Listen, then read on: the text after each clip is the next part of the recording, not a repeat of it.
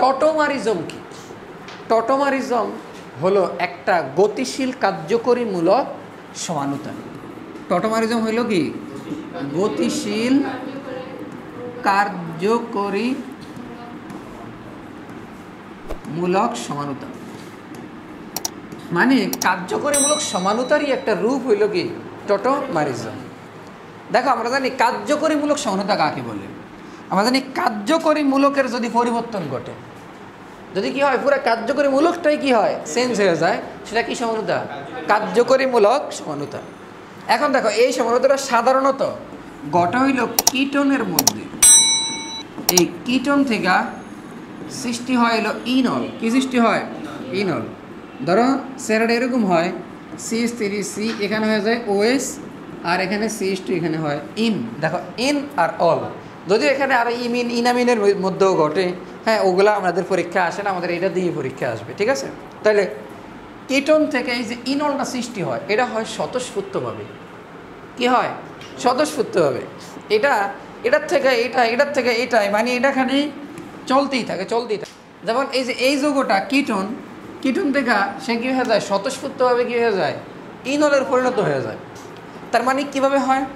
আমাদের এই কার্বন ও অক্সিজেনের মধ্যে ইলেকট্রোনেগেটিভিটি কার বেশি? অক্সিজেনের বেশি। তাহলে অক্সিজেন হয় আংশিক ঋণাত্মক, এটা হয়ে যায় আংশিক ধনাত্মক। তাহলে আলটিমেটলি তার চেহারাটা এরকম হয়। দেখো তাহলে CH3C এটা হয়ে যায় মাইনাস, এটা হয়ে যায় কি প্লাস। এই বন্ধন ইলেকট্রনটা এখানে চলে গেছে। আর এখানে আমি এটাকে এভাবে লিখতে পারি CH2 ধরো H, এভাবে লেখা যায়। দেখো অলওয়েজ মুখস্থ রাখবা, এটা তোমার মুখস্থ করে ফেলো। হাইড্রোজেন এমন একটা জিনিস, সে সব সময় ইলেকট্রনটা দিয়ে যাবে, সে H+ আকারে বের হয়ে যাবে। মাথায় এটা ঢুকে ফেলো।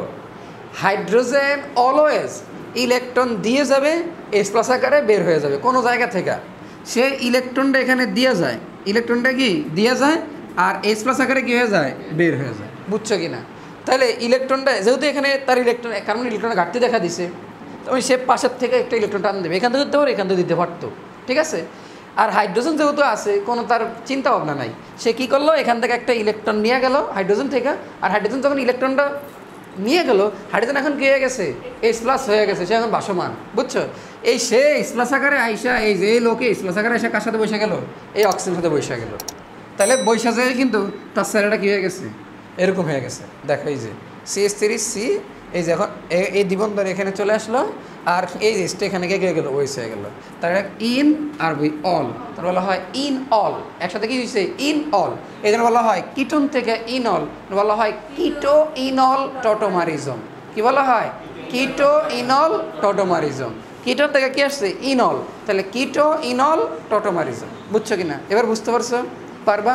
তাহলে এই ঘটনাটা বারবার ঘটে, স্বতঃস্ফূর্ত হবে। এটা থেকে এটাতে হয়, এটা থেকে এটাতে হইতেই থাকে। এটা বলা হয় গতিশীল কার্যকরী মূলক সমানুতা। ক্লিয়ার? হ্যাঁ, ক্লিয়ার এটুকু?